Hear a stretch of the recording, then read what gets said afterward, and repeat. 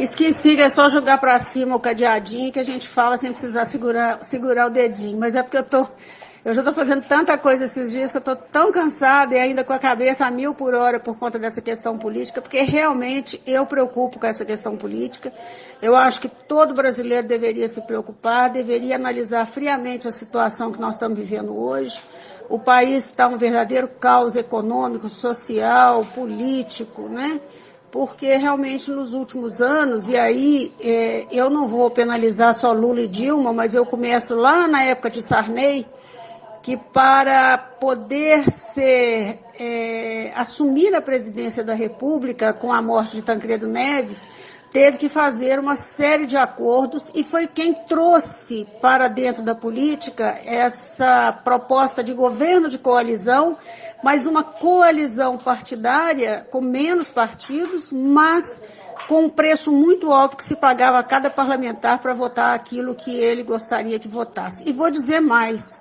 Na época, meu ex-marido era prefeito no interior e toda vez que ele ia a Brasília, ele voltava com um cheque. Mas ele voltava com um cheque, mas sabendo que pelo menos 30% ele tinha que devolver para Brasília, porque tinha um esquema do Sarney pesado lá em relação a isso. Então, esse esquema, esse sistema de corrupção, ele existe efetivamente institucionalizado desde o governo Sarney. Fernando Henrique Cardoso, não sei se vocês se lembram, aí eu vou fazer um pouquinho a análise histórica. Fernando Henrique Cardoso, ele tinha o ministro das Comunicações, que era o Serjão, o famoso Serjão, Sérgio Mota, que era o homem da mala preta dele, né? Sérgio Mota, inclusive, faleceu de uma pneumonia provocada por ar-condicionado do ministério que estava lá cheio de ácaros e etc. Mas o Sérgio Mota, que fez todas as privatizações das teles e uma série de outras privatizações, e ele é que guardava o dinheiro do Fernando Henrique. Quando o Sérgio morreu, o dinheiro do Fernando Henrique estava todo na mão da mulher do Sérgio Mota, chamada Vilma Mota. E foi muito engraçado na época, não sei se algumas vão se lembrar, porque eu sempre fui ligada nessa história de política, desde 82 que eu mergulhei nisso, então são muitos anos acompanhando essa história. O Fernando Henrique convidava a Vilma Mota como se ela fosse ministra, como se ela fosse uma assessora especial, e ela não era nada, era só a mulher do ex-ministro, mas porque o dinheiro do Fernando Henrique estava todo na conta bancária da Vilma Mota. Tá? Então, assim, tem cada coisa cabeluda que a gente sabe, que a gente fica sabendo de bastidor e que depois acaba se confirmando e que na medida que você vai juntando as pecinhas e tudo, você vai descobrindo essas histórias todas. Agora, voltando à história recente, né? O que aconteceu com essa postura do Rodrigo Maia? Primeiro, os novos parlamentares que entraram, e a maioria entrou pelo PSL, um partido que nunca existiu, um partido pequeno, que caminhou na esteira, né, da eleição do Bolsonaro. Isso incomodou muito os políticos tradicionais, porque muitos deles perderam seus mandatos em função dessa avalanche de votos que não só o Bolsonaro teve, mas senadores e deputados vinculados a ele também. Bom, o pacote do anticrime do Moro chegou no Congresso com 30 dias, né?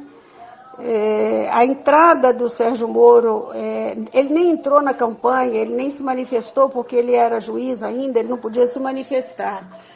Mas assim que ele assumiu, ele já estava com o pacotinho dele todo prontinho, e colocou, e foi lá e protocolou no Congresso. Só que todos eles, e isso hoje eu vi eu acho até que eu postei aqui no grupo, um texto do Guzzo.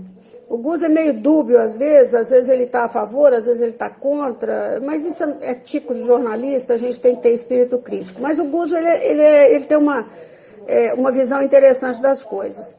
E ele falou o seguinte, ele falou, olha, quando o pacote anticrime chegou, bateu exatamente na mesa do Rodrigo Maia. O Rodrigo Maia é filho do César Maia, é genro torto do Moreira Franco, é esquema político do Michel Temer, né?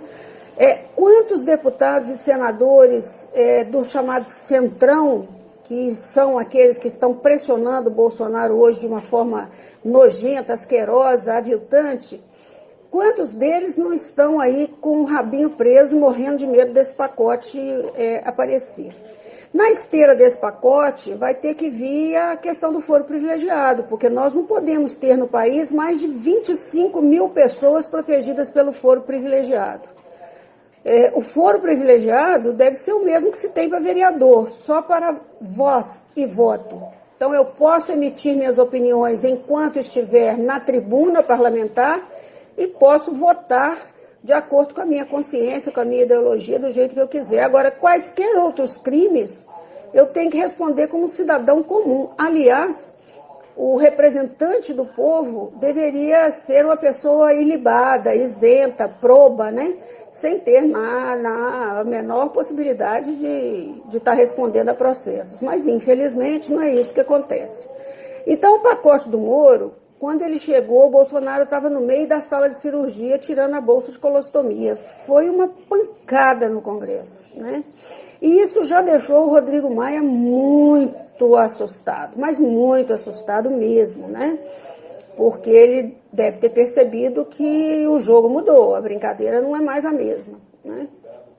Bom, aí Bolsonaro, qual que é a posição do Bolsonaro? Bolsonaro, que sempre foi atacado pela política tradicional, que sempre foi rejeitado pelos bambambãs do Congresso, porque sempre foi do baixo clero, hoje é o presidente da República, se cercou de vários ministros militares e tem tomado algumas atitudes muito importantes para mostrar a história do Brasil, que foi desvirtuada desde os governos esquerdistas, que começou com Fernando Henrique Cardoso. Não vou dizer que Sarney seja de esquerda, não. Sarney é de centro e é um corrupto de primeira categoria. Agora, o Fernando Henrique é uma esquerdinha caprichada, uma esquerdinha caviar, que mora em Paris, toma Dom Perignon todo dia e, se puder, gasta aquilo que o Serjão deixou para ele na conta das privatizações que foram feitas no governo dele, né? Bom, então o que eu entendo? Eu entendo que estão peitando o Bolsonaro, testando os limites do Bolsonaro para ver até onde ele consegue ir, até onde ele vai, e se ele consegue desfazer o discurso de campanha, que é não entrar na jogada da velha política, que é a política do toma lá da cá. Bom, Bolsonaro é duro na queda, e Bolsonaro, quer queiram, quer não, com aquela rusticidade dele, com aquela falta de elegância para falar certas coisas, ele faz e acontece porque ele é um estrategista. Ele é um militar, ele se formou como militar, ele não tem alta patente porque ele de tenente ele já entrou para a política e aí ele foi para a reserva, né? Mas ele é muito estrategista e ele é muito inteligente. E está cercado de gente mais inteligente ainda. E quer queira, quer não, as pessoas criticam, eu mesmo já fiquei chateada, mas os filhos, é bonito você ver uma família unida e articulada, não simplesmente pelo poder, mas principalmente para defender o pai. A gente percebe isso na posição dos meninos, né? Todos eles, assim, sempre numa defesa renhida do pai, né? E é aquilo que o Carlos falou numa entrevista que ele deu para Leilani Neubart, não sei se você viu, tem até no YouTube. Ele disse, olha, eu vi meu pai quase morrer 3 vezes na mesa de cirurgia, né? Então eu não vou admitir agora que ninguém agrida meu pai mais, que ninguém fale mal do meu pai, que ninguém trate mal do meu pai, porque ele é muito bem intencionado e ele quer fazer o melhor pelo país.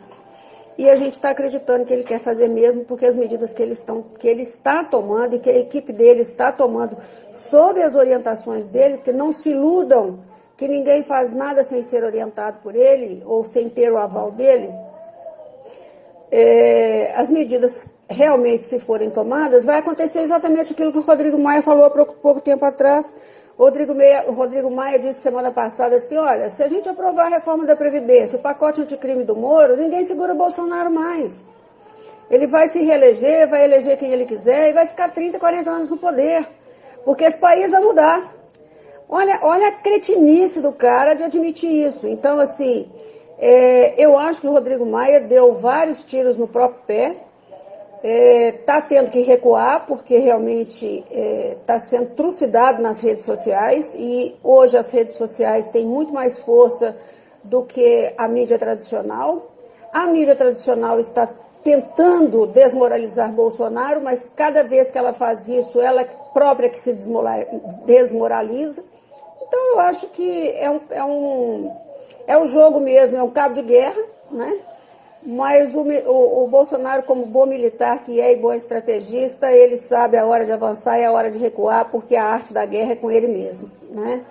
Então, assim, eu acho que a gente perdeu já um mês nessa brincadeira, já podia estar votando a Previdência, ou pelo menos já ter passado na Comissão de Constituição e Justiça, ou outro tipo de comissão, que eu acho que vai passar por 2 ou 3 comissões, né? Mas principalmente de Comissão e Justiça, já podia ter esse relator definido, tudo certinho, porque o presidente da comissão é o Francisquini, filho do delegado Francisquini lá do Paraná. É um cara que deve ter também um DNA, né, muito bom, porque o pai é um guerreiro também bastante agressivo aí nessas questões contra a esquerda. E eu acho que vai dar tudo certo. Agora, é um processo. Mas Bolsonaro só se sustenta, e tudo que ele faz só se sustenta se o povo continuar dando suporte para ele.